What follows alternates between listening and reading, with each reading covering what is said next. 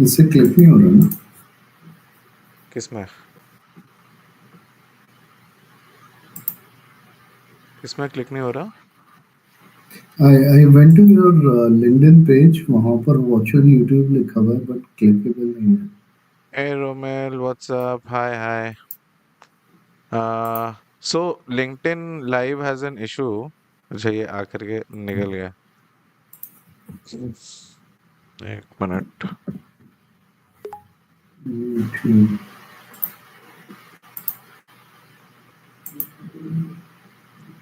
देखो,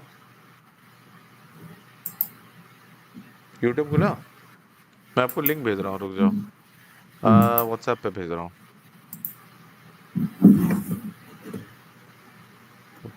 नहीं, मैं ढूंढ लूंगा फिर वो व्हाट्सएप से तो फिर इशू नहीं है। Audio podcast. नहीं, द ये बिल्डर्स हो क्लब गया। सर्च मत लो बस। हाँ। ए Bharat, WhatsApp. Hi Sohail. Hi Saurabh. मैं हाय हाय। मैं सौरभ को यूट्यूब पे स्ट्रीम करके दिखाने की कोशिश कर रहा हूँ। ये गाइस, आपको मैं लिंक्डइन पे ही लिंक भेजूं क्या? हाँ, लिंक्डइन पर भेज दो।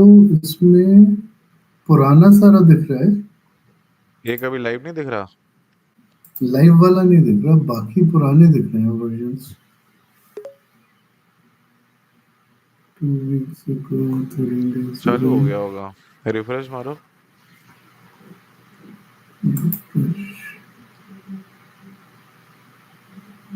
ये देखो, लिंक भेजा है मैंने।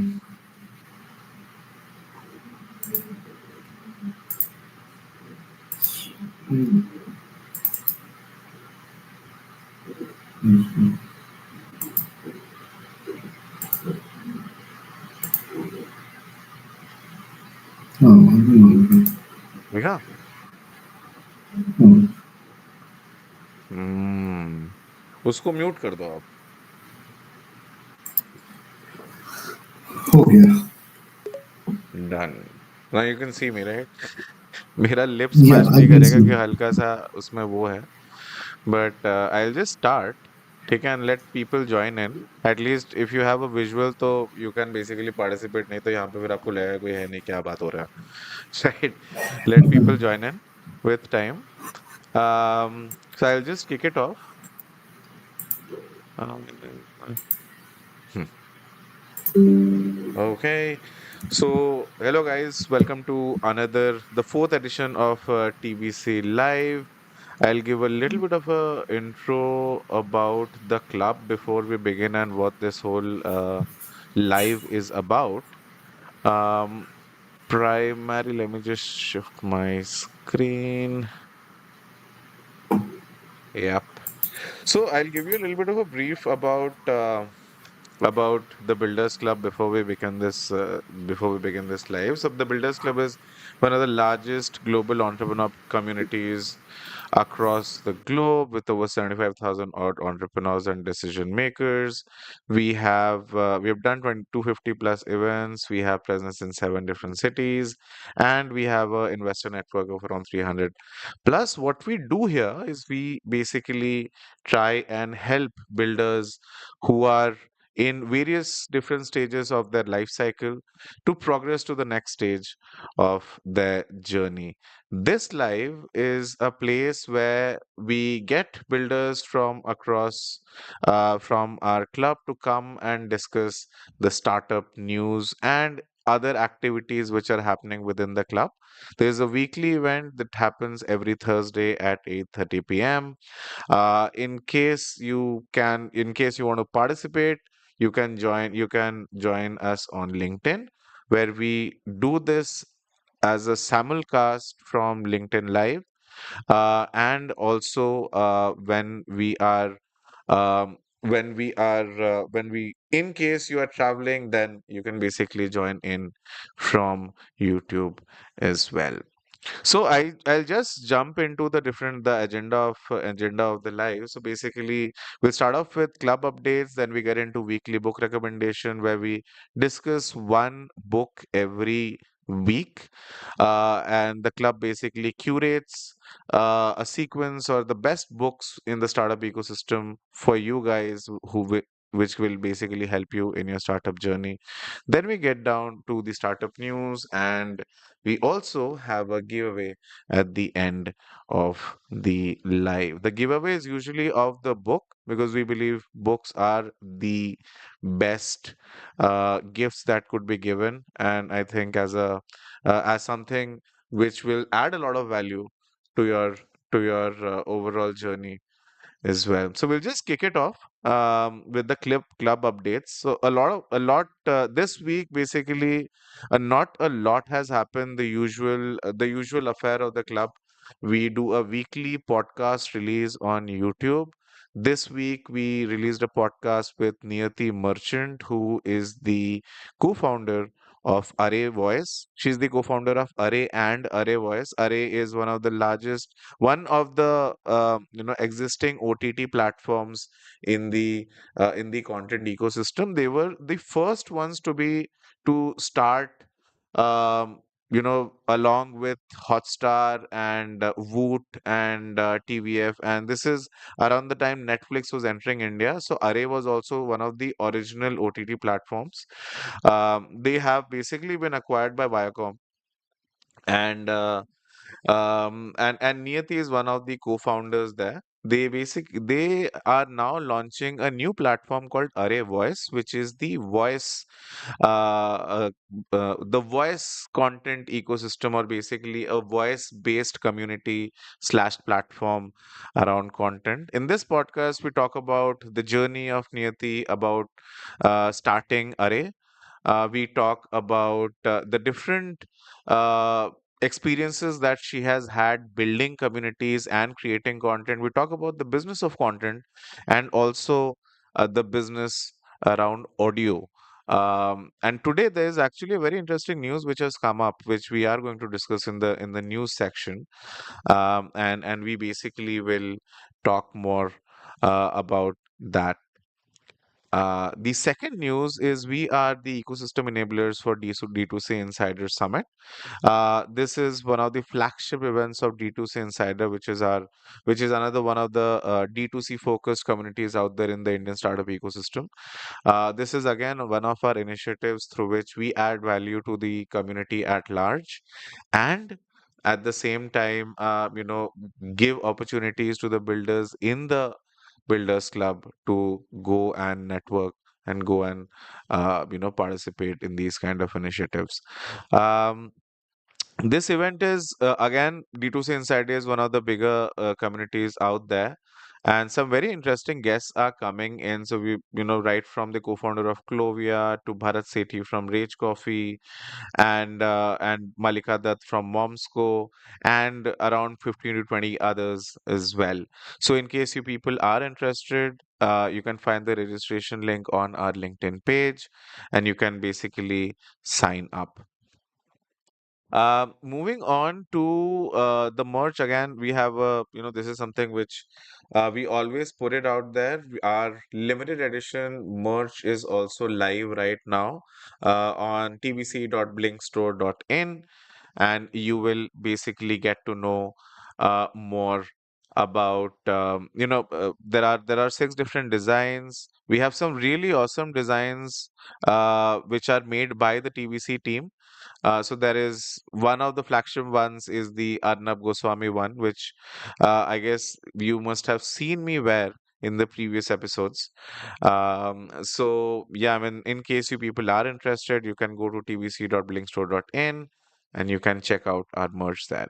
Moving on to the book of the week. So this week, so this is again, we have basically covered a lot of different books in our previous ones. We started off with Crush It, then we talked about Building a Second Brain, and then the last week we talked about Traction. Today's book is Measure What Matters by John Doerr. Now, this is one of the definitive books around OKR. So, in case you people want to implement OKRs in your organization, I think this is the book that you people should basically be going in for. I'll give a little bit of a brief about the book, and then probably the people in the audience can also chime in with what they are building, they are reading now. And I think so. Measure What Matters is basically a book by John Doerr. He's a VC, he's a venture capitalist, and also a former Intel executive. The book primarily focuses on the concept of objectives and key results, which is OKR, a goal setting framework that Doerr learned from Andy Grove at Intel. And Andy Grove is said to be the father of OKRs. He's the guy who basically wrote the rule book around OKRs. A few takeaways from the book. So OKRs are goal setting framework. So for all of the people who don't know, OKRs are a goal setting framework that help organizations define and track objectives and the key results necessary to achieve those objectives. Objectives are qualitative goals, and key results are specific, measurable outcomes that indicate the progress towards the objective. So, the book basically defines the OKR framework, and it basically talks about the fact that OKRs are not a static annual process but a very dynamic and continuous cycle of setting, tracking, and adapting. A lot of people usually when they're implementing OKRs, they become very rigid and they basically set a long term goal. But OKRs work best if they work in a campaign format or a project format. Now now that project might be of a 1 year duration, but they need to be set in a project format. Um, OKRs are often shared transparently. Again, it has to be shared transparently throughout the organization, very similar to how a balanced scorecard operates, such that every goal is aligned to the right North Star metric of the organization. The book also discusses how individuals and teams can apply OKRs to achieve personal and professional growth. Personal OKRs can align with team and organizational objectives to ensure that individual efforts contribute to the broader goals. Now, as the organizations grow, they need to scale the OKR process as well, right? So this involves cascading objectives down from top from the top level leadership to the individual teams and employees. So this book basically defines everything. Again, a definitive book if you want to implement OKRs in your organization. And this is a very practical one. This has a lot of anecdotes and how and examples of how various companies that have implemented OKRs, including Google, Intel, YouTube, and these case studies basically demonstrate how OKRs have contributed to the growth and success of this organizations. I'll probably go to the audience. Let me see if anybody else apart from Saurav has joined. Saurav and Bharat are the only ones who are holding the fort today from the club's end. But I would love to probably ask Bharat and Saurabh. Either of you have either read or heard of this book? Yes, I've heard about it. I haven't read the book. Arey, sir, you should read this book. You should read this book. This is in fact one of the books, and today, in fact, this book. So the guys, as a giveaway of this event, we usually give out 2 copies of the book of the week to the people who basically talk about it. And I think Saurabh sir has been here. So this book, anyway, is something which you will get, sir, from our side after this event, and hopefully in the next 7 to 10 days you'll get this. Thanks a lot for joining in, and this is the least that we can do from our side. But once you should definitely give this book a read. Um, Right. this book basically defines and gives you templates for implementing it in your organization. Very useful for your portfolio companies. We have a few OKR experts as well in our community. In case you want, we can probably do a few workshops as well around that. What is your thought around that, Saurabh sir? So something like, just to give you a sense, right? Last company which I was working with, we were running a company which was worth, the revenue was about 125 million. We had about 27 million employees. So we did have a very robust measurement system. So I think I do understand the value of OKRs, and let's say you need to figure out what you're measuring. So based on the name of the book, I feel that's pretty relevant for us. Yeah, and happy to join any event happening around this. No, no, absolutely, sir. Absolutely. Any book recommendations, if you do, for the people who will be listening in? Yeah, so the last one which I read was called The Dream Founder by Professor Druvnath. Okay. He, Ah, yes, yes, yes. He has been a part of our podcast as well. okay, Yeah, Lead Angels, right? right, Lead Angels, and he was with MDI before. And that's a book which I recommend to a lot of founders who come to us for fundraise or mentorship. So for me, there is no point in me trying to tell him something which is already there in the book. So Yeah. it saves time for me that I just recommend that book for the guys who come for mentorship. Persistent framework, nahi?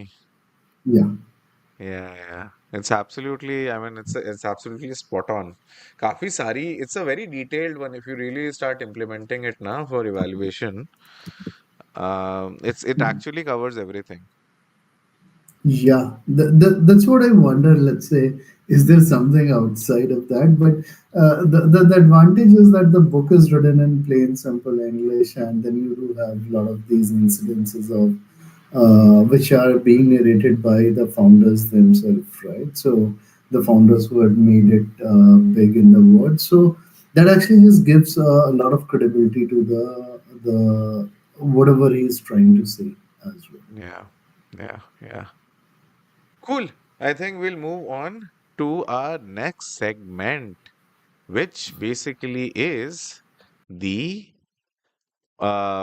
which basically is the startup news of the week. We have got a lot of them, and today, Saurabh sir, let's have a one-on-one. We have some very interesting ones, and I think it'll be great to spar with Sure. you on your perspective on these news topics. So we'll basically start off with the funding news. This week, Mhm. from 27th November to 2nd of December, 15 deals were made, $60 million worth.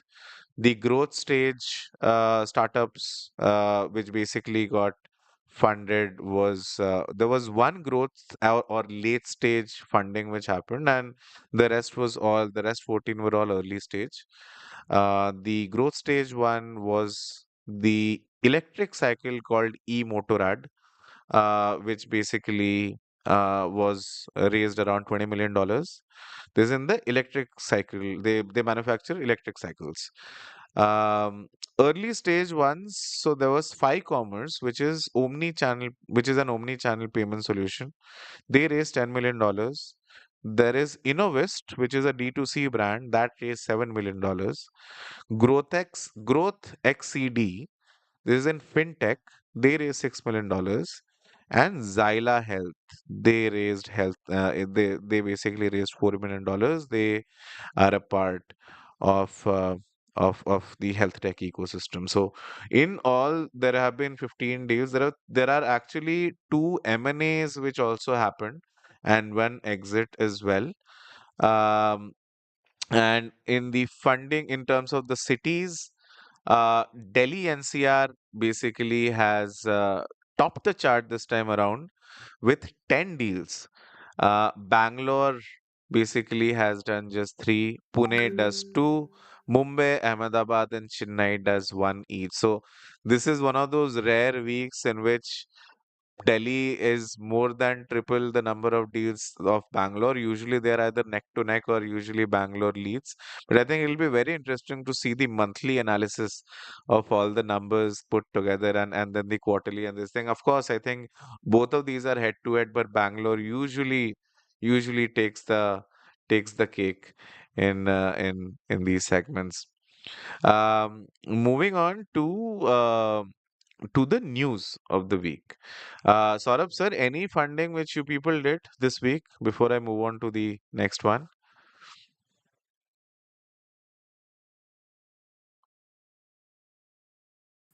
So we invested in a company called WQ, which WQ. is yeah.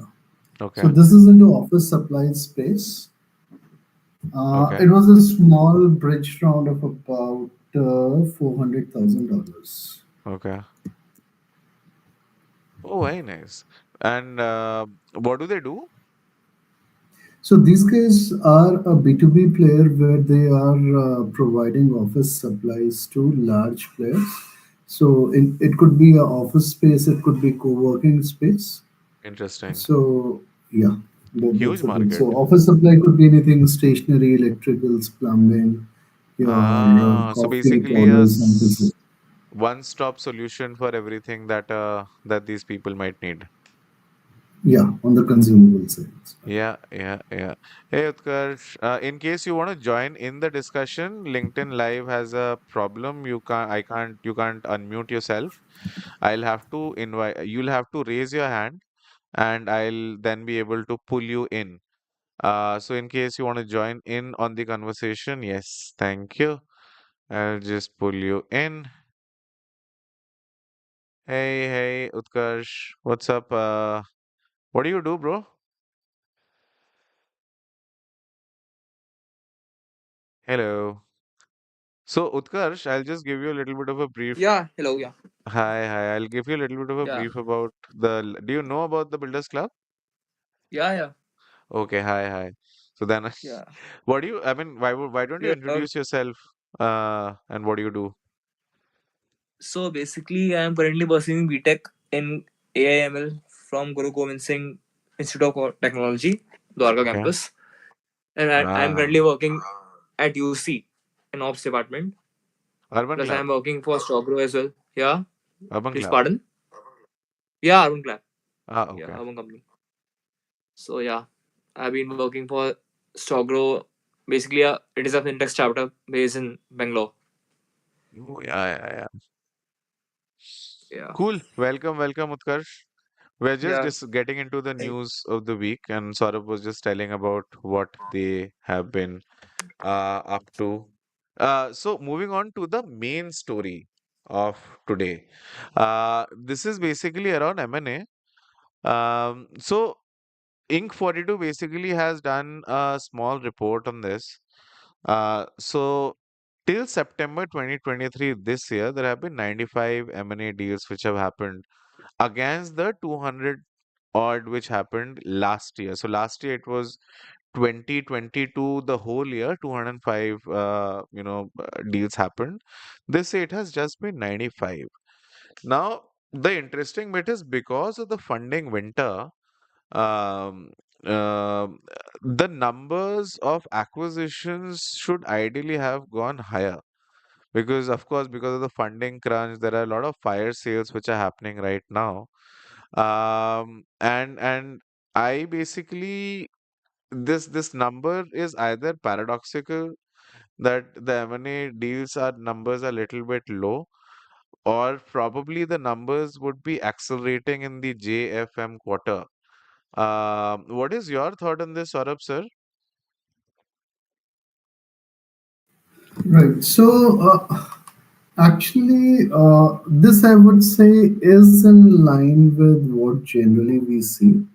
Okay. Because what happens is that a lot of the established companies would not be wanting to buy out assets which are currently cheaper, just because it's not about how much money you pay, it's more about how much liability you are taking, and Ah, liabilities are known and unknown, right? So when the winters like this are going on, one is that it takes a lot more time to do diligence on the companies, and then you need to go to your ICs or let's say your board to get approval. Board asks you tons of queries again. So the M&A cycles are generally longer in the subdued market. While the market is on fire, it becomes slightly easier to do the deals because you can justify the multiples you're paying, or even the deal process, because there are multiple guys in the market who are buying. So it becomes like a competitive situation and the deals move a lot faster.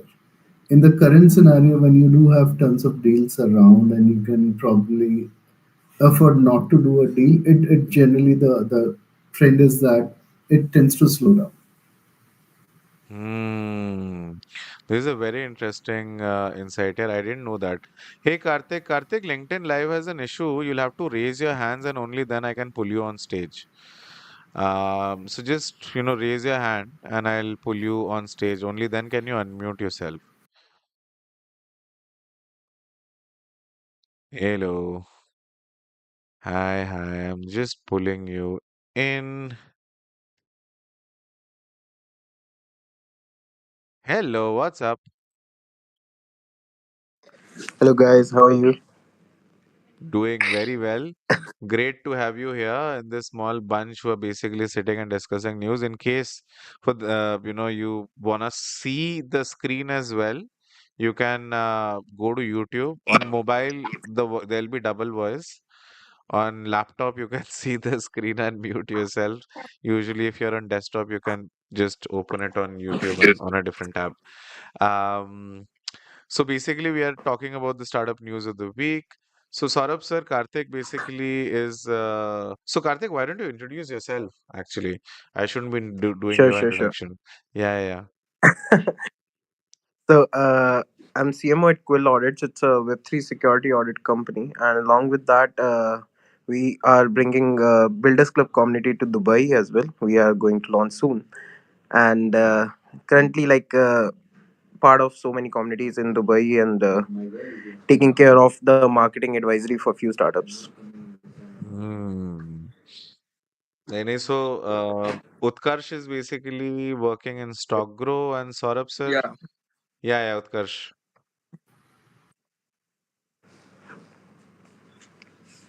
Yeah. Okay, so Saurabh sir, I think why don't you start with your introduction? I think people would want to know. Otherwise, I would have. And I think from now on, I think regulars, I should to be doing the introductions. But since the small group, it'll be great. Saurabh sir. Sure, no problems. So, hi guys, this is Saurabh Agrawal. I spent about 15 odd years into the industry from 2001 till about 2015. I was working with a company called Cobalt Partners, which was into investment banking slash private equity outsourcing. 2015, the company got acquired by Moody's, and since then, I've been investing into startups in personal capacity. Started with personal capacity, created Angel Bay in 2020.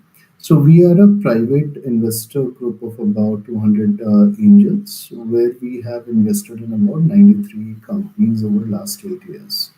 So we are sector agnostic, early stage investors who come and when the valuations are in the range of $1 to $5 million, continue to reinvest in the business and help our portfolio companies raise Series A to F through our VC clinics. Thank you very much, Saurabh sir, for this introduction. Saurabh sir has been an evangelist about the club as well. And thanks a lot, Saurabh sir, for all the support that you've shown. Utkarsh, just one liner, yaar. Then we can continue with the news. Yeah. Hello. Yeah. Yeah. So Karthik, I have been working for Stockgrow as an ops head. I've been working for stock. I've been working for Stockgrow as an community head. I've been working for Urban Company as an ops head for the last 3 or 4 months, I guess. Right? Yeah. I've been a part of Stockgrow for like 2 years, and I'm a college student by choice. Mm.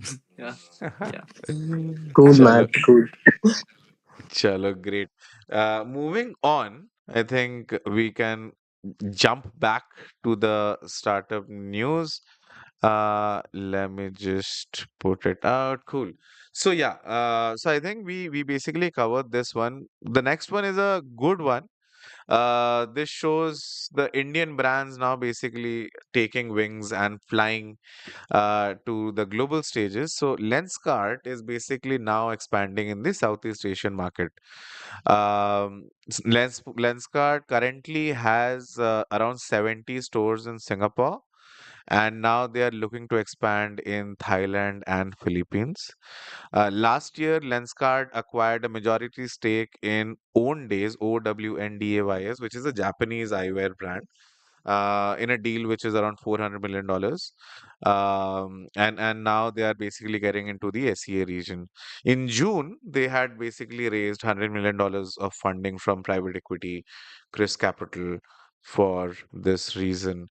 I think this is a great move. I think majority of the startups which are now building in India and who are kind of either market leaders or have a good ARPU coming in for have a good market share in their industry. They are now basically looking at spreading their wings to the Southeast Asian market. This is what Darwin Box also did. And now I think Lenskart is also following suit. I think Mina or not Mina, but I think the Indonesian, Vietnamese, Malaysian market is something which I believe has a lot of opportunities for Indian brands, because from a culture perspective also, and the way the whole lifestyle, the whole family values and ethics of the society goes, they're fairly similar, and Indian brands usually resonate very well with the Indonesian and the Vietnamese and the Malaysian audience. Good, good strategy, and I think they're gonna kill it in the Southeast Asia region. What is your thoughts on that, Saurabh, Karthik, either of you?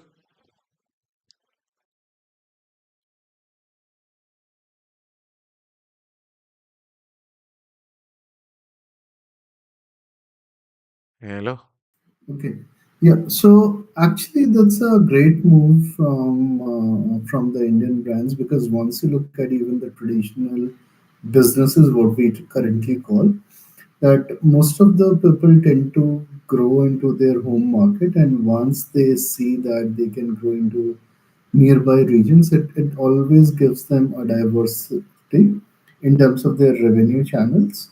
Plus, like because a lot of these countries need the strong brands coming to them, so generally it has been US, UK who have been probably establishing brand presence in a lot of these countries. So any brand going from India into these countries, the chances of success are slightly higher just because it's like a Asian brand and you know the cultural nuances. So I think that's a great move going to Southeast Asian countries from Indian brands.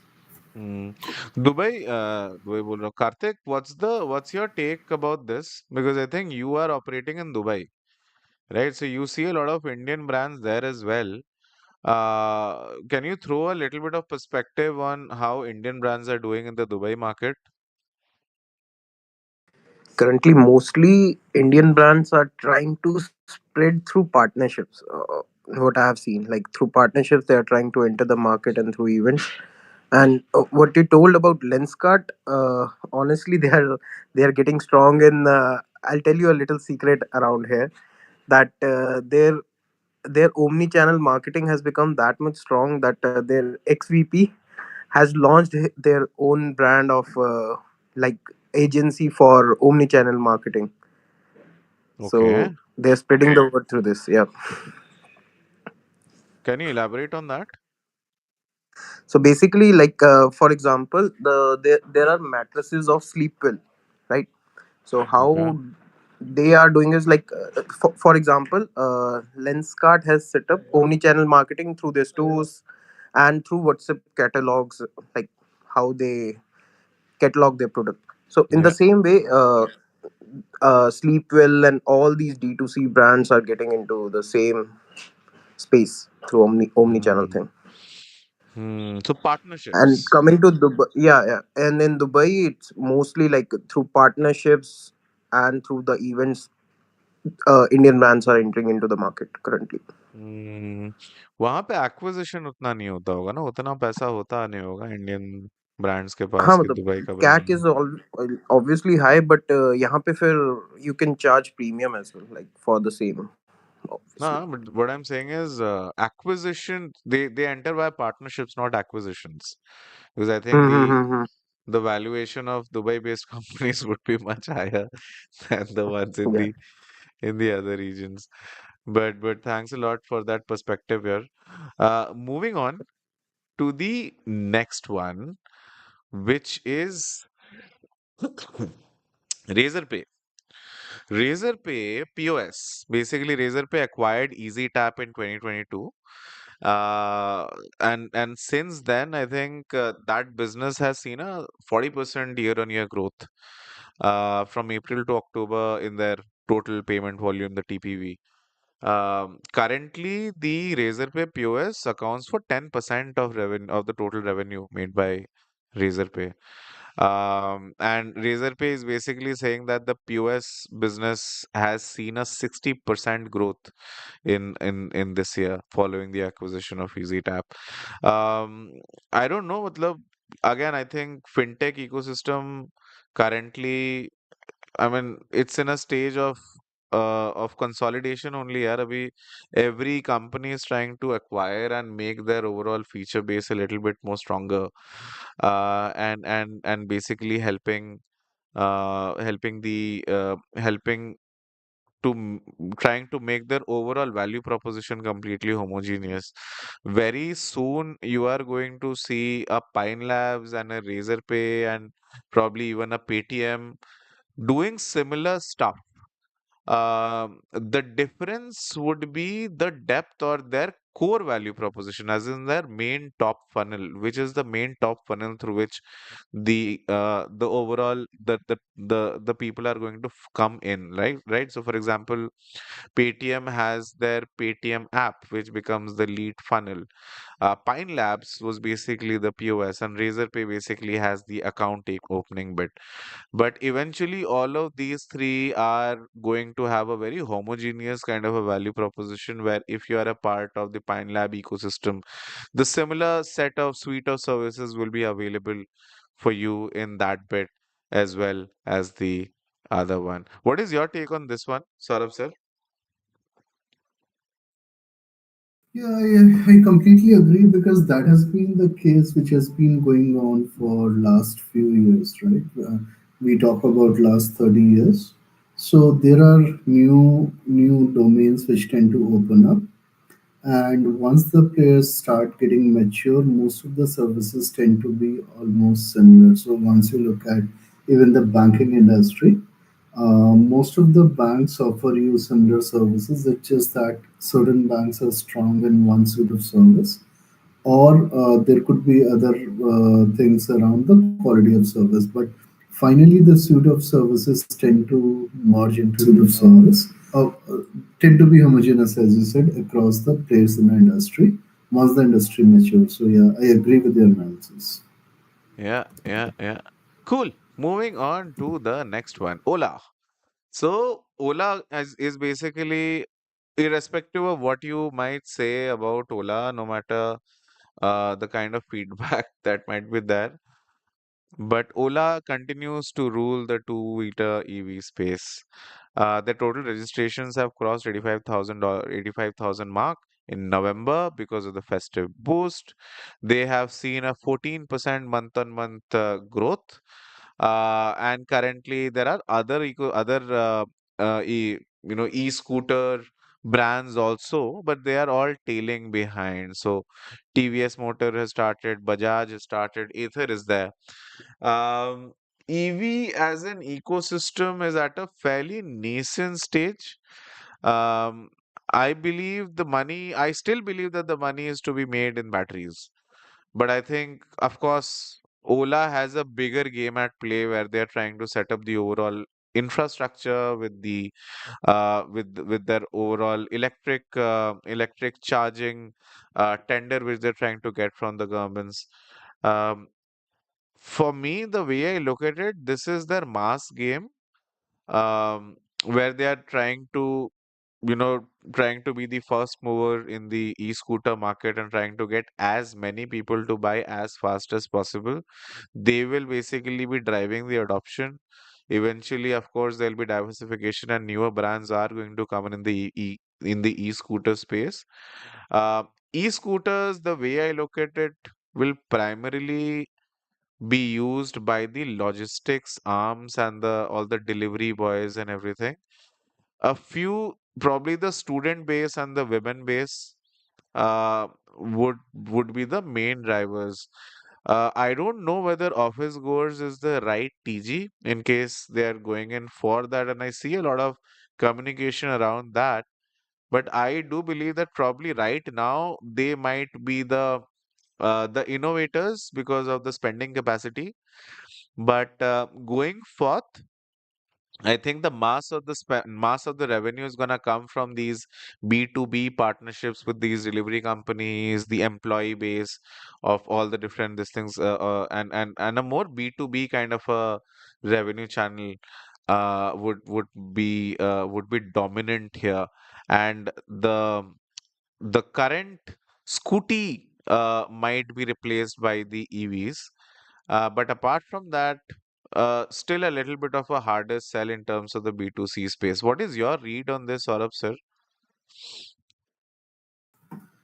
Right, I think I do again, let's say, tend to agree with your thought process because this is like once the industry is nascent, there are certain segment of the industry who tends to adopt these things a lot faster. When you look at the B2C space, they are currently spoiled for choices, and there is no urgent need to shift to EV unless there is a good infrastructure and maybe kind of a sleeker and more probably jazzy bikes or scooters come into play. Mm, So because most of the initial models which tend to come in, they tend to be slightly more functional and basic in look. So mm, that's generally adopted by the B2B businesses. But later on, once the industry matures, you get really good designs and long range plus the infrastructure comes in. B2C will adopt. And obviously, in cities like Delhi, where pollution is a big problem, chances of adoption by B2C players would be a lot faster compared to the cleaner cities. yeah, yeah, yeah. Cool. Moving on to the next story. And again, this is something which I think every life we have an edtech story. Alan has acquired Doubtnut. This was again out there. The reports say that this was a stress sale. Again, the financial details have not been disclosed, but reportedly, it was a stress sale of around $10 million. Doubtnet basically was an AI-led doubt-solving platform. Everybody in the edtech space is basically trying to get into the offline market. The whole edtech the whole virtual teaching model through which Byju's and Unacademy and everybody basically entered and got funding for during the COVID stage. I think a massive consolidation has happened because of Byju's and Unacademy going into a shopping spree. But eventually, I think the model which has persisted and which will always work for education, at least here in India, is the offline space. And you see all the giants out there. And I remember right from my school days, Fitji. And you don't really talk much about it, but that was technically the OG, if you think about it. And this is before the Bansal crisis and the whole the whole quota wave that basically came in. But I think every edtech which basically has made money during the COVID times, or has is still around, is either going offline or is getting acquired. There are no other modalities, or there is nothing else that in terms of the trends that I see. What is your take on this, Saurabh sir, around edtech as a ecosystem right now? So for us, I think we were behind the curve from on the edtech side because we did not take any positions in the edtech space, to be honest. Because initially we were slow to understand the online business. Mm, Now, what has happened, I think, in our limited assessment into edtech space is that the growth rate for the online business was so fast that the processes started getting scattered. And then the expectation of hyper growth continued out there, right? So, which was fueled by COVID and online classes. But now, since the market is maturing, so online is going to stay, no doubt about it, because it's a lot more convenient and you are democratizing the education in a lot of sense out there. So at some point of time, once you look at, let's say, the Western markets, like online is a big play out there, which will Hmm. come in India as your bandwidth issues starts going down in tier two, tier three, or tier four towns. So online would become big. The growth would be sensible in terms of the percentages, but that online offline mix would be there. But at some point of time, I think the shift would go towards online again.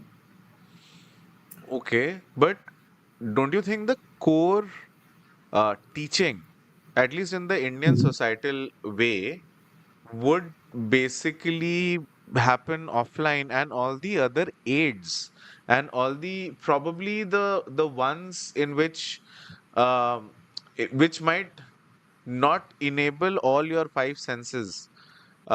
Basically, you can't basically teach there. Probably you might have an app which will help you in analysis or help you with assignments or giving you problems and all. Enabling platforms or enabling apps might be there, but the teaching will happen offline. What is your take on that? So there are multiple facets to the teaching. So one of the cores which we used to talk about is that once you're sitting in a classroom, you are interacting with the environment and other kids in the ecosystem there. Plus, during your recess or during your sports period, you are getting the social skills, right? Those were important, and probably let's say 20 years back when the society was a lot more social, right? But Hmm. once you start looking at the current fabric per se, I potentially don't even know my neighbor, for example, right? So a lot of these skill sets which were important in the previous society, they're breaking down, at least in our assessment, right? So that offline teaching method, which was previously there and which was there for ages, that is going to change because the kids currently are becoming a lot more online savvy, and that kind of a shift will change the offline model to online model. Because think of it, when we were kids, right, we did not have Google, Hmm. and most of the things we used to read through the books. Hmm. Now, in your segment, when you talked about the books, right, I've hardly read any books because I do Netflix, I do go to net and pick up articles what I need. So the reading habit of our generation are changing, and the newer generation is a lot more tech savvy, and they are able to extract the information from, let's say, Hmm. whatever we are teaching them online. So for me, again, the society is moving a lot towards online systems, at least in the education space. I would say that the society is moving towards digital. Digital and Yeah, online are different things. So basically, in schools, they are using digital blackboards. They're using right. notepads. They're using tablets. They're using computers. Even in Japan, which is said to be, world 2050, they basically have classrooms, but everybody is using computers or laptops or tablets, and You're their right. assignments are online. Mhm. I do believe that you can never take away face-to-face interaction when you're teaching anything. Your other senses might your other requirements might be taken care of by an app or a platform or something else, but that physical presence can never be replaced. But again, I think I might, again, we both have different perspectives on this. but Mhm. but I think all perspective, and that's the beauty of this kind of a platform, that I think probably the time will tell. But I think you are looking at a horizon period of how many? You're looking at 10 to 20 years then. Yeah, it's like a generational change. Once you look at, let's say, education system, it's difficult to turn around things in one generation just because people are used to doing certain things right now. 20 years back, for example, I could never even have been able to talk on a mobile phone, right? But slowly things are changing. But my kid started talking on mobile phone from the age 2. So these guys moved a lot more towards digital and what do you say that non-interactions, no, non-social interaction kind of a world, lot faster than us, and they're adapting a lot easier to the new system. So each generation in the education system is about 12 to 14 years. So that's the time it takes for a turn, right? Now, once you look at a lot of these Western countries, US, UK, a lot of things are moving online and that will continue to happen in India as well. Hmm. Interesting. Interesting. So keep your eye towards the west to see where you will be in 10 years, huh? Yeah, at least for now. At some point of time, we might be able to overtake, but currently, we are doing some bit of catching up there. हाँ, मतलब बिल्कुल. Cool. Moving on. I think I'll just make it a little bit faster. Ranbir Kapoor has become a co-founder. Sorry, not Ranbir Kapoor, Ranveer Singh. Ranveer Singh has become a co-founder, or rather a co-owner in a company called Bold Care. It's in the D2C sexual wellness space. They basically make condoms, lubes, chewables, gummies, and supplements. Ranveer Singh has been associated with them for an year and was their brand ambassador. Now, basically, now the moment you say co-owner or a co-founder, you're basically saying that he probably has taken around 50% stake. Otherwise, he will never say it's a co-owner, but then that's up for debate. Moving on to the next one, Spotify. And this is where we connect the podcast bit. Spotify has finally launched the audience network in India for podcast monetization. So basically, this is a platform which allows brands to engage or brands to basically put ads in the podcasts.